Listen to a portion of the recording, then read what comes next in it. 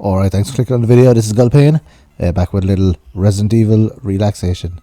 And this one is, interestingly, I always thought this was like a prototype or something, but it's not, it's actually a real game. This is the Game Boy Color Resident Evil Gaiden. I think it's a real game anyway. I'll have to check, but I'm not 100% sure. I think it is. I think I've seen it. No, it is, yeah. Yeah, so this is a really interesting one. It's a kind of an offshoot. Obviously Gaiden means like, I think it means side story. Yeah, it's like, and I don't think this is canon either. I think there was another one. What am I thinking of? I'm thinking of another one that was a prototype, but Capcom never ended up releasing it. I think, was it for the Game Boy Advance? Or something anyway, I don't know. I think it might have been, what am I thinking of? I'll have to look it up later. But yeah, so this one you play as Barry Burton.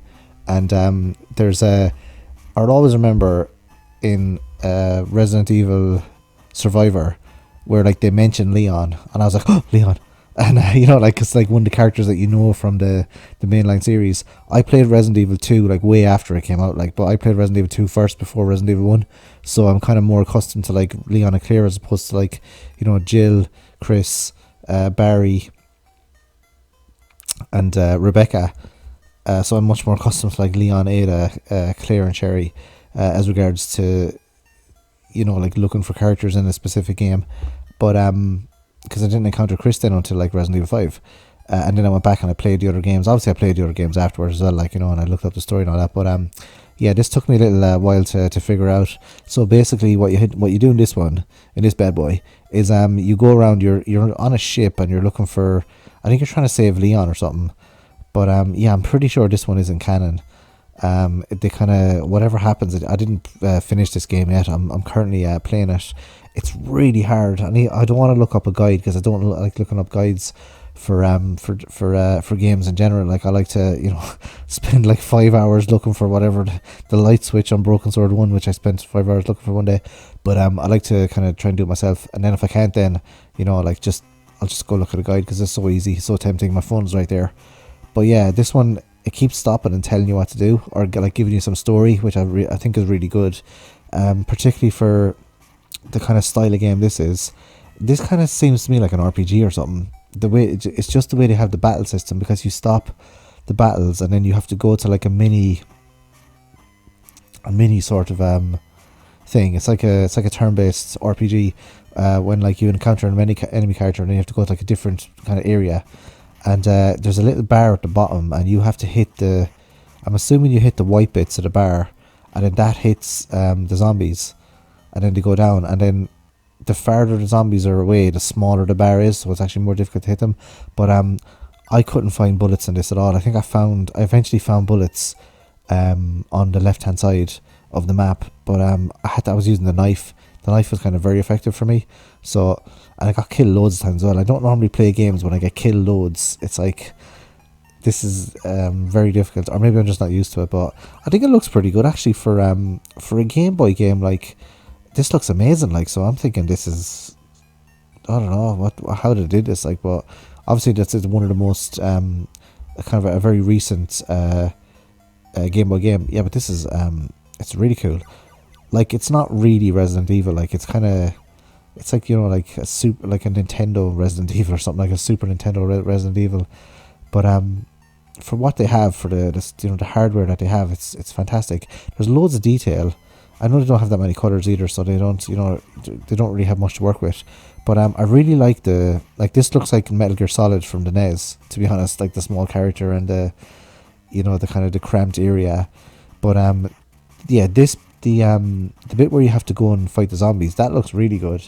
I know they're not really well animated, like, but in general I think it looks really good. For, you know, for what they were trying to achieve here, like. But I did actually play a prototype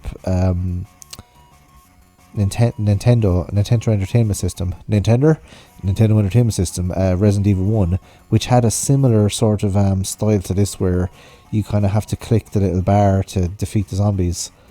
And like the males, I didn't have any trouble with the male zombies, but the female zombies, those female zombies are very, very difficult in this. I don't know, are they like the slightly harder zombie? But yeah, you don't seem to get like experience or anything for defeating the zombies, so there's actually no point in fighting them. Just like in regular Resident Evil, where you don't actually get any you get nothing from killing the zombies. Only like, yeah, this Jill Valentine looking zombie here.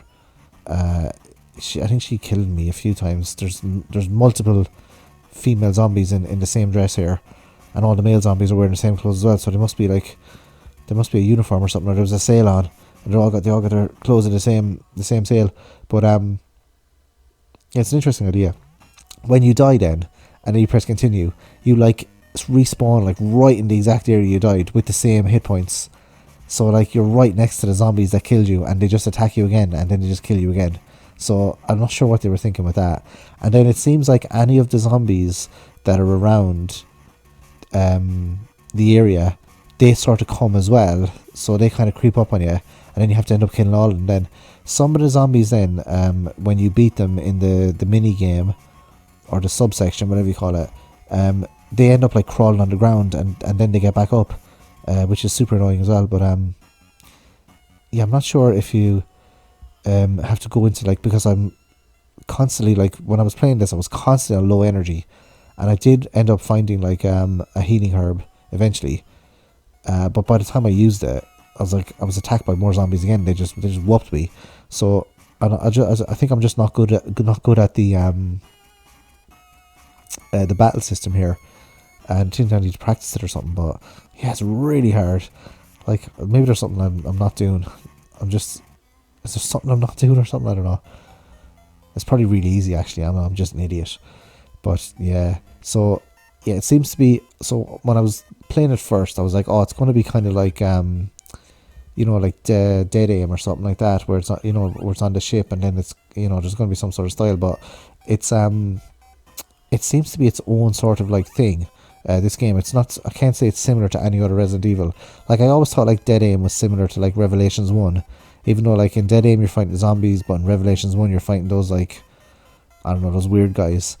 And yeah, this doesn't seem to be similar to any other game. Even, if you could compare it to the 3D ones, it's not kind of any like those at all. Like so, but there is obviously you've got limited buttons as well. You can actually take out your gun and target the zombies. So I'm not sure if that's a better idea. Like take out the gun, target them, and then maybe that'll like give you some sort of like edge in the battle where you attack first or something. I don't know. The doors are quite confusing at first as well.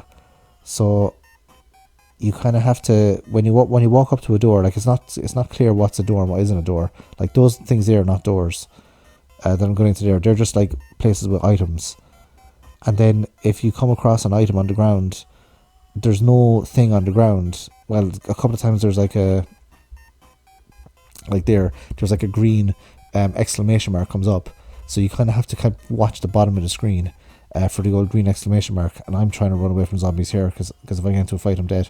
And then sometimes there's dead bodies on the ground, and when you run over them, there's a green exclamation mark as well. So I'm assuming the green exclamation mark is good. And then the doors then, if they're locked, they basically don't, they come up as a little red X or a little red icon at the bottom, or red square with an X through it. So that's handy as well. So I think they've done a lot of things good in this game, the developers. Like obviously the graphic style is really good, I think, anyway, for like a Game Boy Color game. It's phenomenal. Like if you compare this to some of the Game Boy games, this is way more advanced than some of the Game Boy games, in just kind of with the scrolling of the screen, and the colours, and the different sort of gameplay elements as well, like the run around, and then the secondary gameplay element of going to that RPG-esque kind of screen thing. This thing where you have to, I don't know, there must be some way to run away as well, because that's the only way I'm gonna do well in this game. And the respawning right next to the zombie that kills you is just I mean, who would do that? Like that is just criminal, like, but what are you gonna do? So that's Resident Evil Gaiden on the old Game Boy Color. So if you've played Resident Evil Gaiden, let me know in the comment section below. Or if you're a huge fan of this game and you're looking at it and I'm doing something really stupid because I should be killing these zombies with ease, let me know in the comment section below as well. So thanks for listening, thanks for joining me. I'll see you next episode. Adios.